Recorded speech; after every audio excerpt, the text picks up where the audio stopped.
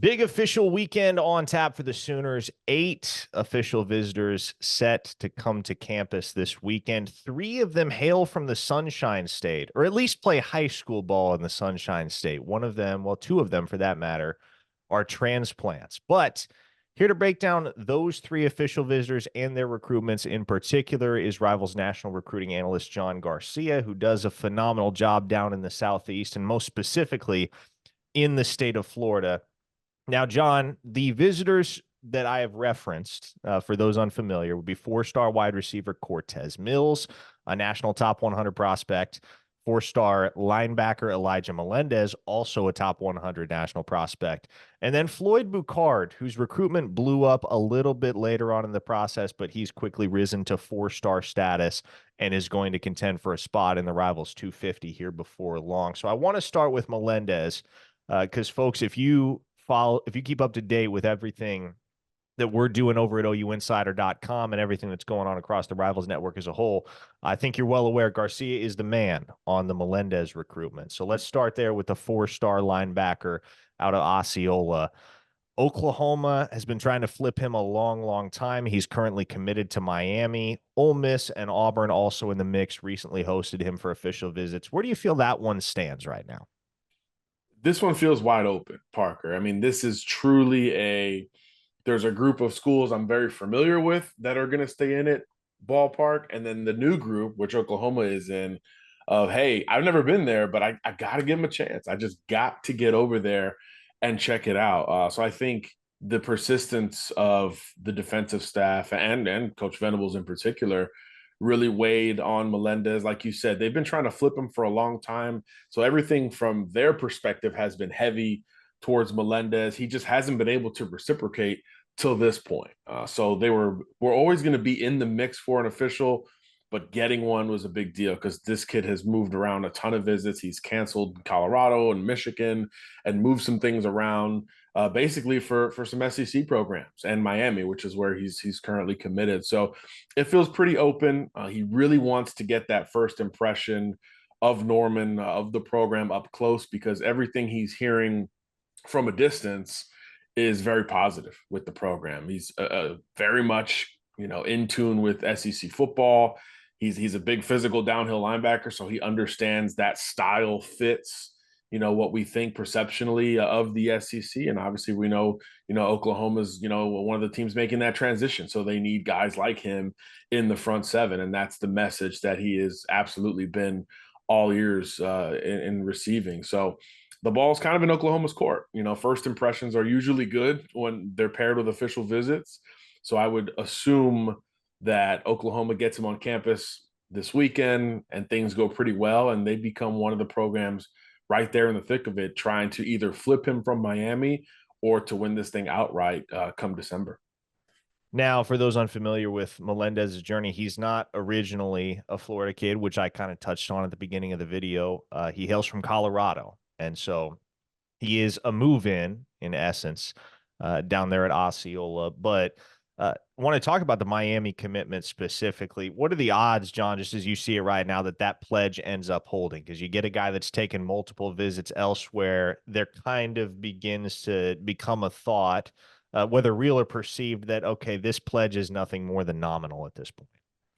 Yeah, I think it's 50-50, coin flip. I think, Miami's done a really good job of framing him as, I mean, they're calling him the next Ray Lewis. So, I mean, that's obviously there's a lot to go against that.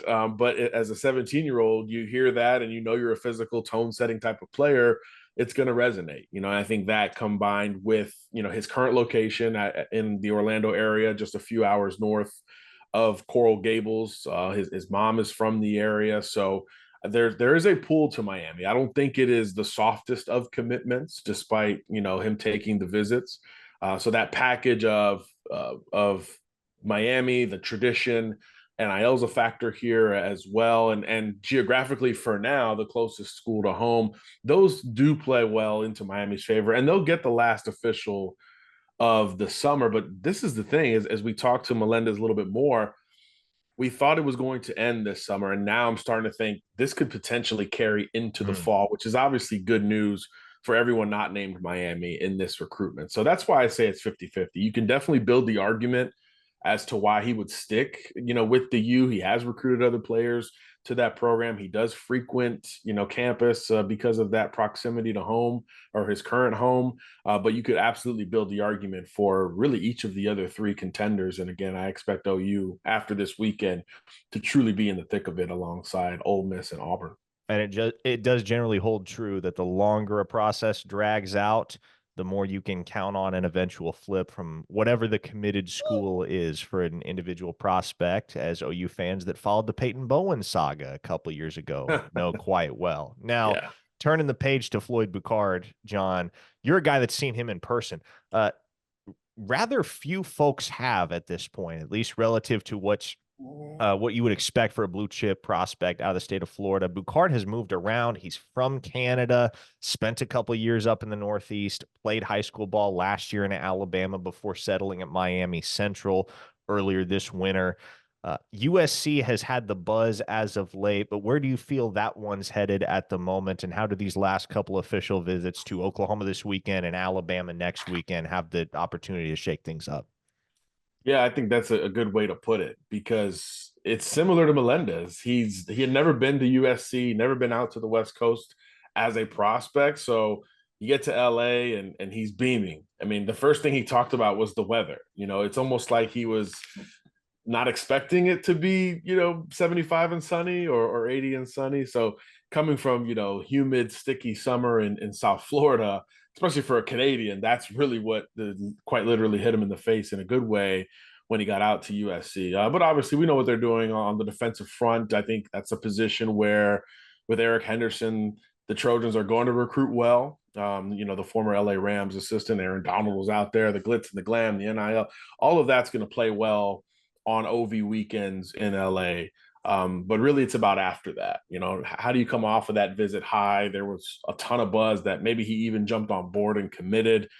Floyd refuted all of that. He's like, look, I got to get to places I've never been to. So just like Melendez, never been to Norman, right? So this was always going to be an important visit for him. And really dating back to his time in Mobile, you talk to him, hey, who are the schools that if they offer, it's going to move the needle? And he would say unconventional schools because he's Canadian. So he would say Penn State, Syracuse, and Oklahoma, so schools, much more outside the box than you would expect as a group. But Oklahoma, of the three, is the one that has been the most consistent. It's the one that's still standing in this recruitment because, as you mentioned, Georgia's come in, Bama's come in, Miami's been quite literally a stone's throw away, from his high school that he's at right now. They're going to be a factor all the way through. But really, Oklahoma, from a nostalgia standpoint for him, has been the one program that was always going to be in it if they pushed. And now they're going to reap the rewards of that and get him on campus. And then it's sort of game on from there. Like you said, first time visitor, never been out there.